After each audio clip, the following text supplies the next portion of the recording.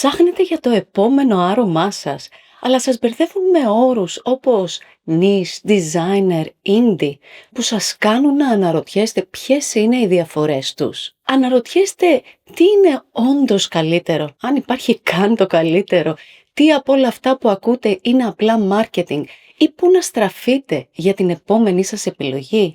Λοιπόν, τι θα λέγατε αν σας αποκάλυπτα πως υπάρχει ένας ολόκληρος κόσμος και μια ολόκληρη φιλοσοφία πίσω από τις εμπορικές κατηγορίες του αρώματος, που αν τον γνωρίσετε, όχι μόνο θα σας βοηθήσει να κάνετε αυτές τις επιλογές που σας εκφράζουν, αλλά ίσως σας κάνει να αναθεωρήσετε και κάποιες απόψεις και να αρχίσετε να βλέπετε το άρωμα με ένα άλλο μάτι. Πάμε λοιπόν να μάθουμε μαζί τα μυστικά πίσω από τις αγαπημένες μας ετικέτες. Καλώς ήρθες στο Perfume Journey. Είμαι η Λιάννα, συλλέκτρια αρωμάτων για πάνω από 20 χρόνια και με πάνω από 300 επιλεγμένα αρώματα στη συλλογή μου, και σε αυτό το κανάλι μιλάμε για το άρωμα. Έλα μαζί μου.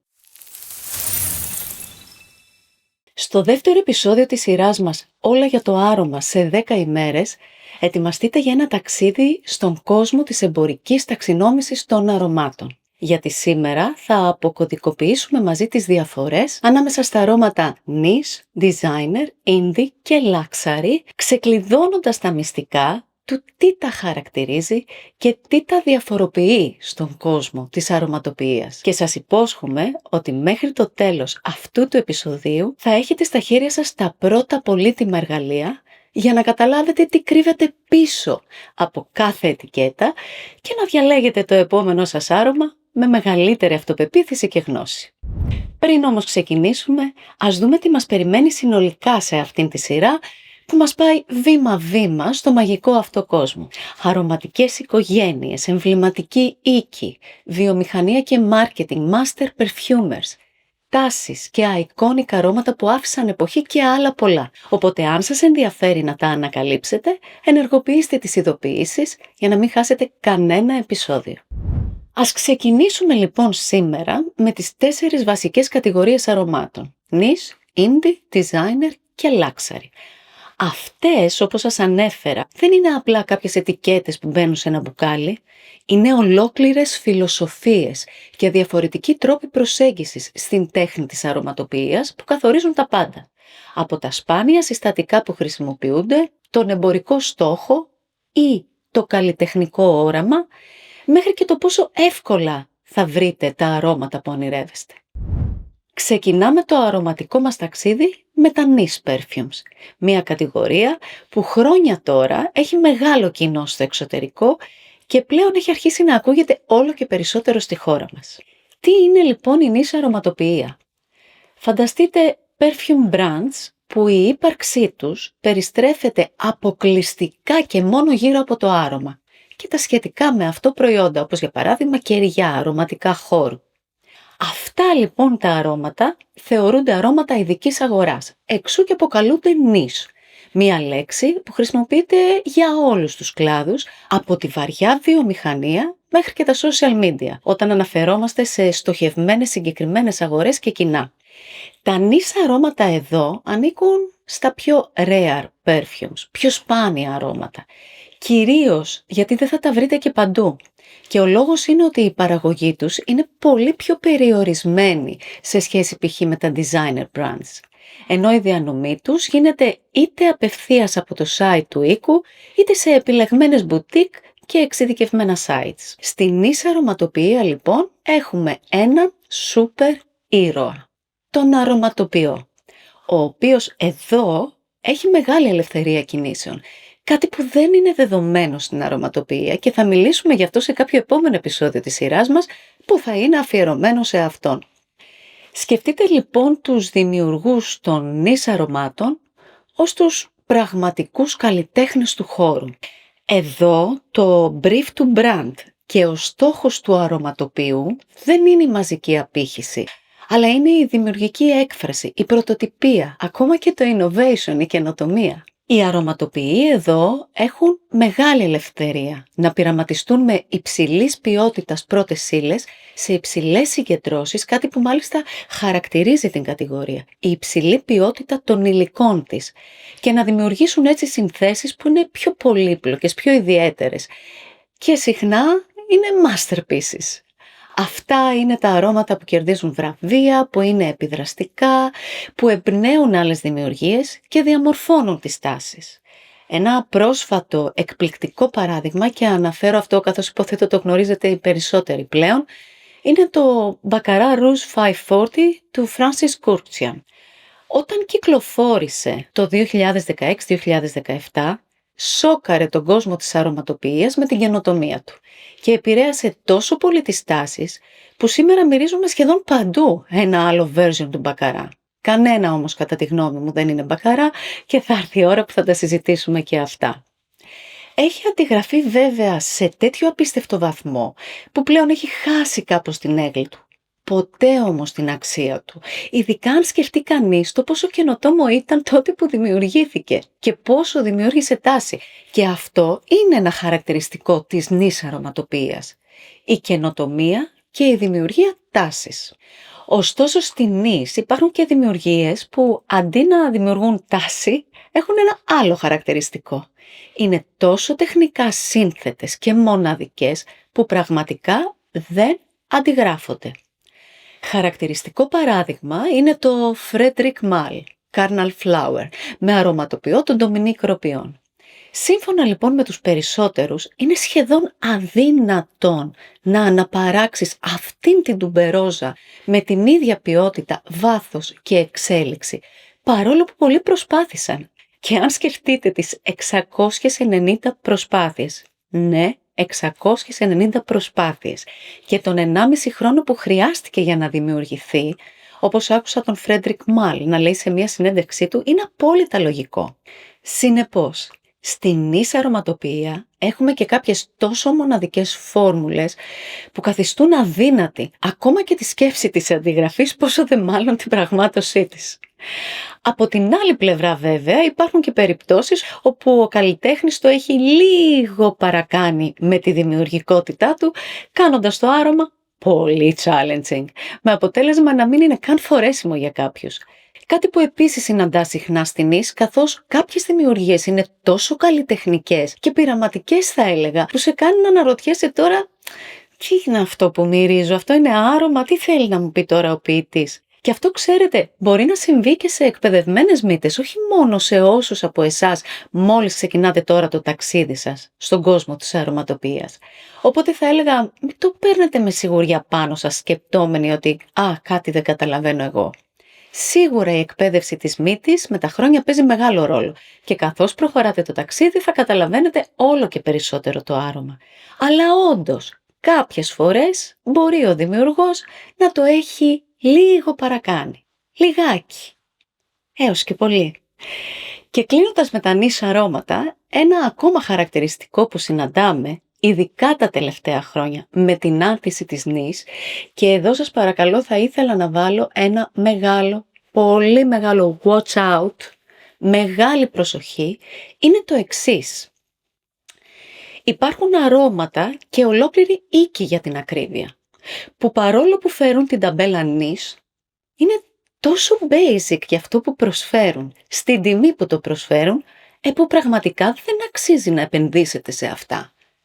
Και αυτό είναι σημαντικό, γιατί τα νης αρώματα συνήθως συνοδεύονται από ένα υψηλό price tag, που ομολογουμένως είναι ένας πολύ σημαντικός παράγοντας για όλους μας και για μένα ακόμα. Σε αυτούς τους οίκους, για παράδειγμα, μπορεί οι δημιουργίες τους να στερούνται πλήρως δημιουργικότητας, κάνοντας το άρωμα συνηθισμένο και βαρετό. Οπότε γιατί να ασχοληθείς επειδή είναι νης? Ή η ποιότητα των πρώτων υλών να είναι τόσο στενάχωρα χαμηλή, κάτι που δεν συνάδει με την νης. Υπάρχουν για παράδειγμα οίκοι, οι οποίοι μάλιστα λαμβάνουν και τεράστιο hype, που το σύνολο του οίκου, σε εμένα προσωπικά, και με συγχωρείτε αλλά θα το πω, μου μυρίζει ένα synthetic mess, στην κυριολεξία, και δεν μπορώ καν να τον πλησιάσω. Αυτός ο οίκος λοιπόν κατηγοριοποιείται ως νης. Γιατί όπως είπαμε πριν, είναι ειδικής αγοράς, γι' αυτό έχει πάρει και αυτόν τον τίτλο. Αυτό όμως δεν συνεπάγεται απαραίτητα ότι είναι και αξιόλογος, οπότε καταλήγουμε. Μην πέφτετε στην παγίδα του στερεότυπου «βλέπεις νης, είναι πάντα καλό». Αυτό είναι ένα marketing στερεότυπο, που καλό θα ήταν να το ξεπεράσουμε. Το ποιο άρωμα είναι καλό ή όχι θα το ορίσει η μύτη σας και όχι η ετικέτα. Βασικός κανόνας λοιπόν που εγώ πάντα προτείνω και έχω κάνει όλα αυτά τα χρόνια, sample before you buy. Βρείτε δείγματα, κάντε full wear αν μπορείτε, ψάξτε το, για να είστε σίγουροι για την επιλογή σας και να μην νιώσετε ότι στο τέλος της ημέρας πετάτε τα χρήματά σας. Εάν όμως, και τώρα επιστρέφω στο τίμιο DNA της niche, εάν εσείς ψάχνετε κάτι που να σας κάνει να ξεχωρίζετε, κάτι που να μην θυμίζει πολλά, αλλά να έχει ιστορία, πιο ελεύθερη καλλιτεχνία και να μην το φορούν όλοι, τότε ναι. Η νης αρωματοποιία είναι μια υπέροχη, ταξιδιάρα και αστήρευτη πηγή.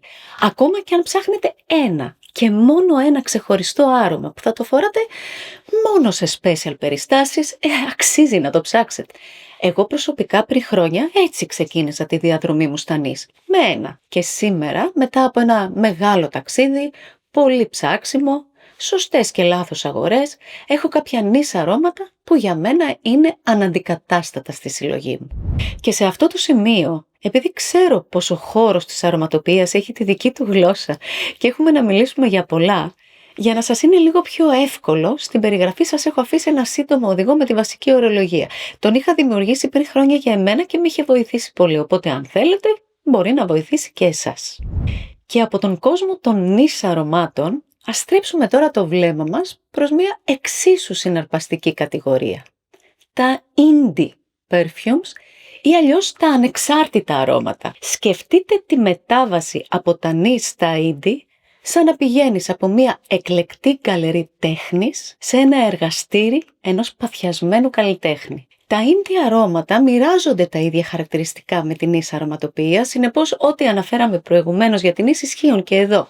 Με την εξής όμως διαφορά. Στα indie αρώματα μιλάμε πλέον για μικρούς, ανεξάρτητους δημιουργούς, των οποίων το πάθος και η ψυχή είναι απόλυτα αφιερωμένα στο ίδιο το άρωμα. Συχνά, και πολύ συχνά μάλιστα, ο ίδιος ο αρωματοποιός είναι και ο ιδιοκτήτης της εταιρείας, έχοντας έτσι πλήρη και αδιαπραγμάτευτο έλεγχο σε κάθε στάδιο της δημιουργικής διαδικασίας, από την επιλογή των συστατικών μέχρι την τελική σύνθεση. Σκεφτείτε οίκους όπως οι Imaginary Authors ή οι Zoologist Parfum, που έχουν κατακτήσει τον κόσμο της αρωματοποιίας με τις μοναδικές τους προσεγγίσεις. Είναι μάλιστα ενδιαφέρον να αναφέρουμε πως ακόμα και η αγαπημένη μας σήμερα Diptyque, ένα brand που θεωρείται πλέον iconic, ξεκίνησε κάποτε ως ένα indie ανεξάρτητο εγχείρημα των δημιουργών της. Τώρα, όσον αφορά την παραγωγή σε αυτή την κατηγορία, συνήθως είναι σε μικρές παρτίδες, δίνοντας κυρίως έμφαση στην αυθεντικότητα και την προσωπική έκφραση του δημιουργού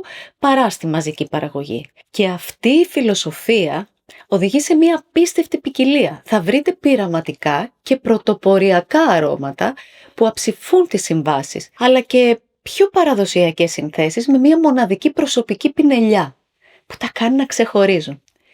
Τα indie αρώματα πάντως είναι σαν να ανακαλύπτεις κρυμμένους θησαυρούς. Πραγματικά secret gems. Αρώματα που δεν τα έχει ο καθένας και που σου δίνουν μια αίσθηση αποκλειστικότητας. Είναι σαν το δικό σου μικρό μυστικό. Και μάλιστα αυτό είναι ένα από τα ταξίδια που θέλω να κάνω στη Γαλλία και στην Ιταλία, για να ανακαλύψω τέτοιους θησαυρούς που, πιστέψτε με πάνω από 100.000 αρώματα στον κόσμο είναι πάρα πολύ. Τώρα λοιπόν που ανακαλύψαμε το μυστικό των indie αρωμάτων, τι πιστεύετε ότι κάνει ένα indie άρωμα να ξεχωρίζει περισσότερο για εσάς? Είναι η μοναδικότητα της δημιουργίας του ή η αίσθηση του μυστικού που κρύβει? Να μια ενδιαφέρουσα ερώτηση. Αλήθεια, εγώ τι θα απαντούσα? Δεν ξέρω. Πείτε μου στα σχόλια παρακάτω. Έχει ενδιαφέρον να ακούσω τι απάντηση θα δίνατε. Και από τα κρυφά και σπάνια διαμάντια ας ταξιδέψουμε τώρα στην ακριβώς αντίθετη όχθη, για να συναντήσουμε τα πολύ δημοφιλή designer perfumes.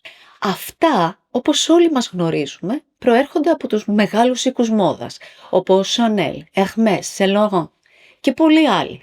Σε αυτήν την κατηγορία, το άρωμα δεν είναι η μόνη ενασχόληση του brand, όπως συμβαίνει με τα niche και τα indie, αλλά αποτελεί ένα αναπόσπαστο μέρος της ευρύτερης εικόνας του brand. Ένα ακόμα μέσο για να επεκτείνουν την αισθητική και την αναγνωρισιμότητά τους, πέρα από τα ρούχα ή τα αξεσουάρ. Ο βασικός τους στόχος εδώ είναι κυρίως η εμπορική απήχηση, να αρέσουν τα αρώματά τους σε όσο το δυνατόν περισσότερους πελάτες. Γι' αυτό και το μάρκετινγκ εδώ παίζει κομβικό ρόλο, κάτι που δεν συναντάς τόσο στα νης και indie αρώματα. Ισχύει και εκεί, αλλά όχι σε τέτοιο βαθμό. Τα designer brands με πολλές έρευνες αγοράς, μεγάλα budgets διαφήμισης και celebrity ambassadors που κοστίζουν κάποια εκατομμύρια, προσπαθούν αφενός να χτίσουν την εικόνα του brand στα μάτια του κοινού και αφετέρου προσπαθούν να ματσάρουν σε μεγάλο βαθμό την πρόθεση αγοράς του και να επηρεάσουν τελικά τις πωλήσεις. Για το λόγο αυτό οι συνθέσεις τους τείνουν να είναι πιο οικίες, πιο εύκολες και να ακολουθούν σε κυρίαρχο βαθμό τις επικρατούσες τάσεις της εποχής. Αντιστοίχως λοιπόν είναι σπάνιο να βρεις challenging αρώματα στην κατηγορία αυτή, όπως συμβαίνει συχνότερα στα νης και στα indie. Και ξέρετε κάτι, αυτό όλο δεν το λέω με αρνητικό πρόσημο. Το αντίθετο μάλιστα. Η ιδιαιτερότητα των νης αρωμάτων είναι πως φοράνε πάνω σου πιο εύκολα από ότι αρκετά νης, εννοώντας την αίσθηση και τη συνολική εμπειρία του αρώματος που έχεις καθώς το φοράς. Είναι πιο οικία, πιο βατά, πιο άνετα στο wear τους. Και πολλοί από εμάς, μεταξύ αυτών και εγώ, τα προτιμούμε πολύ συχνά ακριβώς για αυτό το λόγο, ακόμα και αν έχουμε πολλά νης στη συλλογή μας.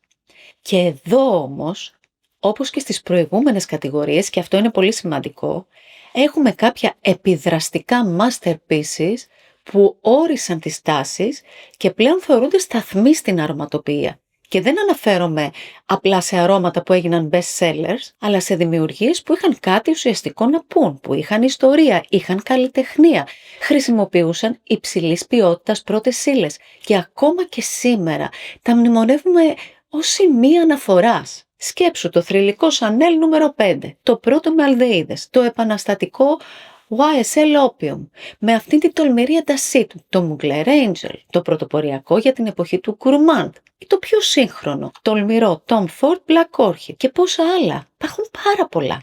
Υπάρχουν μάλιστα και συλλέκτες που είναι designer vintage lovers και κυνηγούν να βρουν αυτήν την special έκδοση ενός παλιού αρώματος, όπως π.χ. το Saint Laurent Kouros. Και δικαίως κατά τη γνώμη μου, γιατί αυτά τα αρώματα στις αρχικές τους εκδόσεις, πριν η βιομηχανία βάλει αυστηρούς κανόνες στην παραγωγή, ήταν πραγματικά αριστουργήματα. Και αν πέσει στα χέρια σας κάποια από αυτά, είτε vintage edition, είτε ακόμα και σημερινό που η σύνθεσή του είναι ακόμα αξιόλογη, θα σας πρότεινα να τα δοκιμάσετε.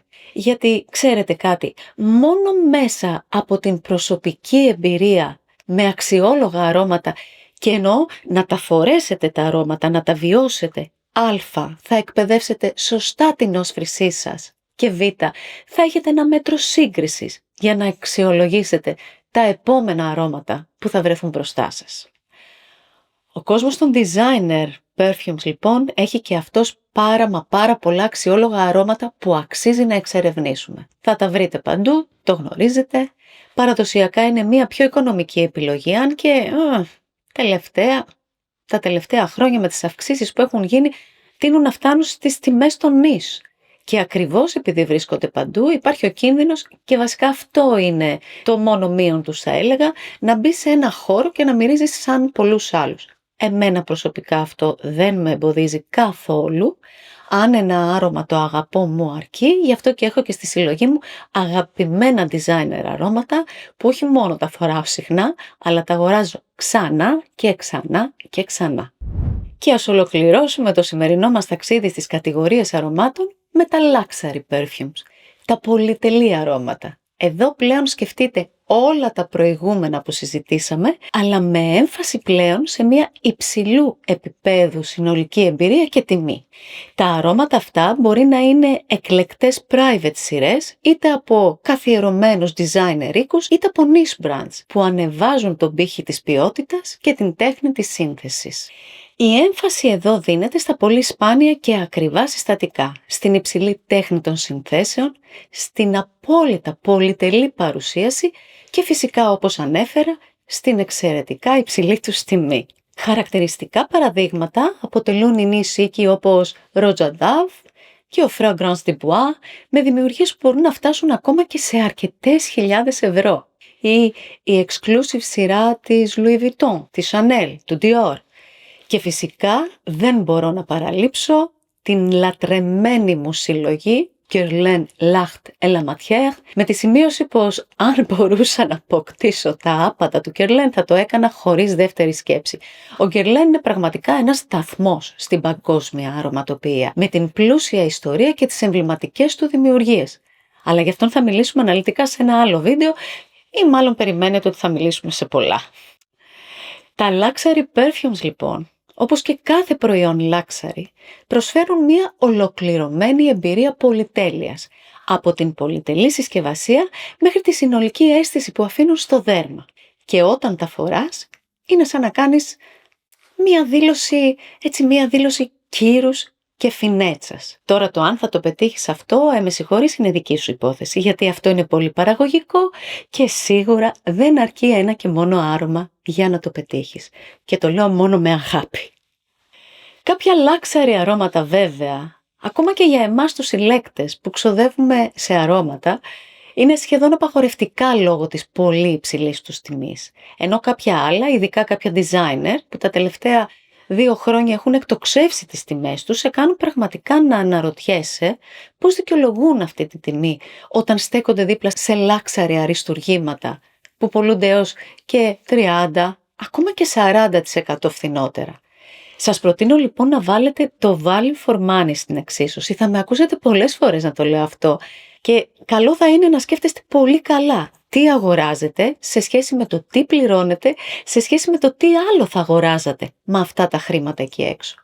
Και πιστέψτε μου, όταν το ψάξετε θα εκπλαγείτε. Σε κάθε περίπτωση όμως, αν βρεθείτε ποτέ σε κάποια μπουτίκ και ανακαλύψετε τα luxury αρώματα μπροστά σας, ανεξάρτητα από το αν μπορείτε να τα αγοράσετε ή όχι, μην χάσετε την ευκαιρία να τα εξερευνήσετε, γιατί είναι από μόνα τους μια ολόκληρη εμπειρία που αξίζει να τη ζήσετε.